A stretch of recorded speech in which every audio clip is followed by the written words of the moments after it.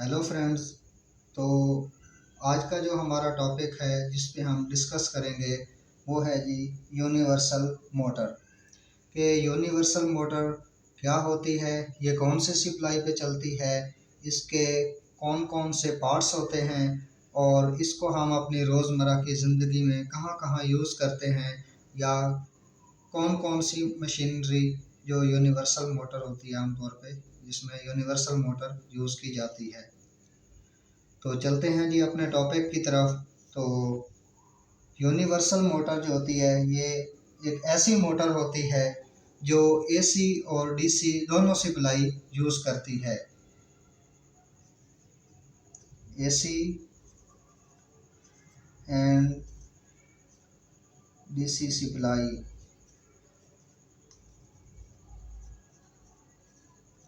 बहुत। Universal motor AC और DC दोनों सप्लाई पे चलती है, दोनों सप्लाई यूज़ करती है, इसे हम यूनिवर्सल मोटर कहते हैं। तो यूनिवर्सल मोटर के जो मेन पार्ट्स होते हैं उसके अंदर हमारा आ जाता है जी armature,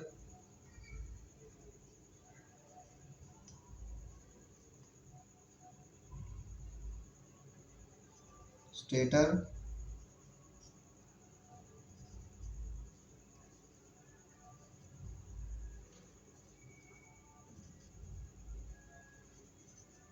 armature winding,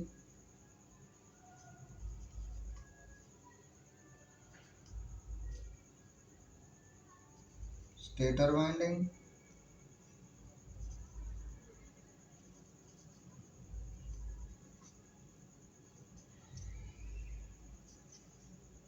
motor body,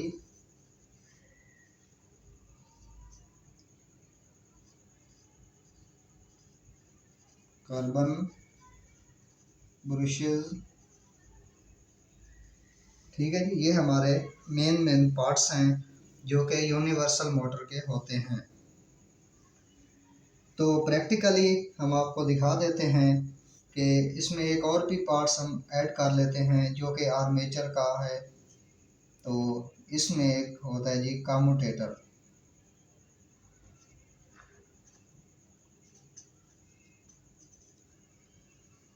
तो प्रैक्टिकली मैं आपको दिखा देता हूँ जी कि आर्मेचर कौन सा होता है, स्टेटर कौन सा होता है और इसके कौन कौन से पार्ट्स और इसकी वाइंडिंग कौन कौन सी होती है। तो सबसे पहले जी ये हमारे पास आर्मेचर है।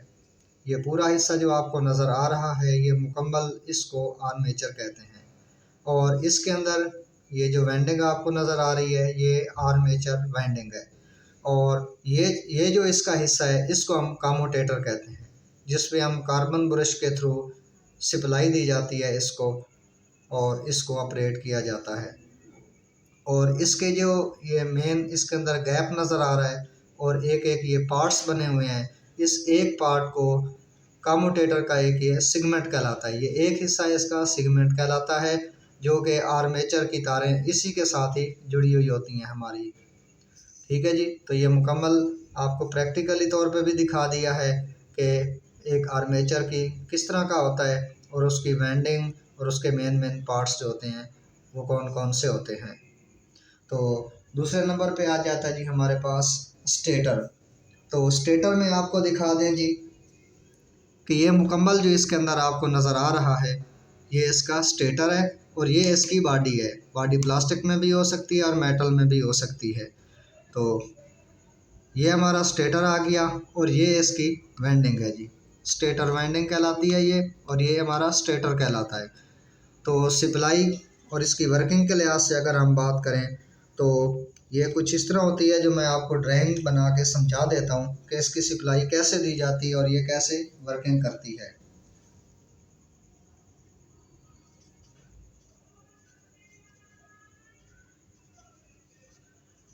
वर्किंग तो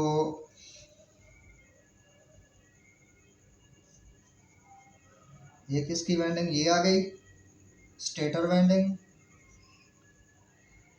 और ये हो गई जी इसकी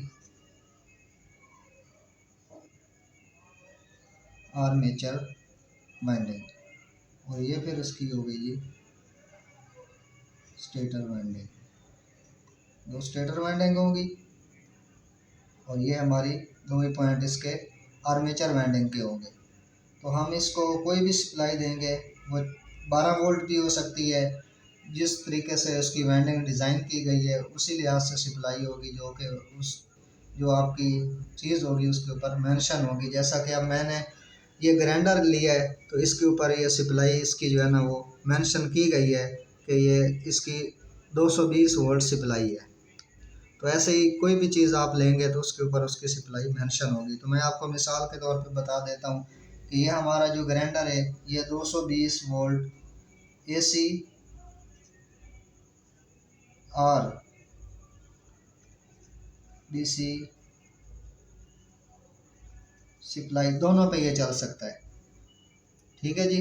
तो हम इसको जो सप्लाई देंगे वो कुछ इस तरीके से देंगे कि सबसे पहले हमारी जाएगी जी स्टेटर वाइंडिंग में, एक पॉइंट पे जाएगी सप्लाई, और उस वाइंडिंग का जो दूसरा एंड होगा वो हम सप्लाई उसके थ्रू हम देंगे जी आर्मेचर वाइंडिंग में कार्बन ब्रश पे, एक साइड पे के कार्बन ब्रश पे। ये हमारे पास कार्बन ब्रश का होल्डर है जिसके ज़रिए हम सप्लाई निकलेगी स्टेटर वाइंडिंग से और आ जाएगी जी कार्बन ब्रश पे। जैसे कि देख रहे हैं कि ये सप्लाई निकल के कार्बन ब्रश होल्डर पे आ रही है। तो सप्लाई इसमें आएगी और इससे निकल के दूसरे कार्बन ब्रश से निकल के फिर स्टेटर वाइंडिंग में चली जाएगी, और इससे ये हमारा फेज़ और न्यूट्रल का एक सर्किट कंप्लीट हो जाएगा। उसमें फेज़ या न्यूट्रल हम नहीं कह सकते क्योंकि इसमें जो है ना पॉजिटिव नेगेटिव DC हो तो वो भी हो सकती है, या AC हो तो फिर वो अलग बात है। तो जो भी हमारी सप्लाई होगी उसके कनेक्शन जो है ना वो इस तरीके से ही होंगे एक यूनिवर्सल मोटर पे। तो उम्मीद है कि आपको प्रैक्टिकली और थ्योरी दोनों लिहाज से आपको इसका जो है ना कंसेप्ट क्लियर हो गए होंगे। तो थैंक यू सो मच। अल्लाह हाफिज़।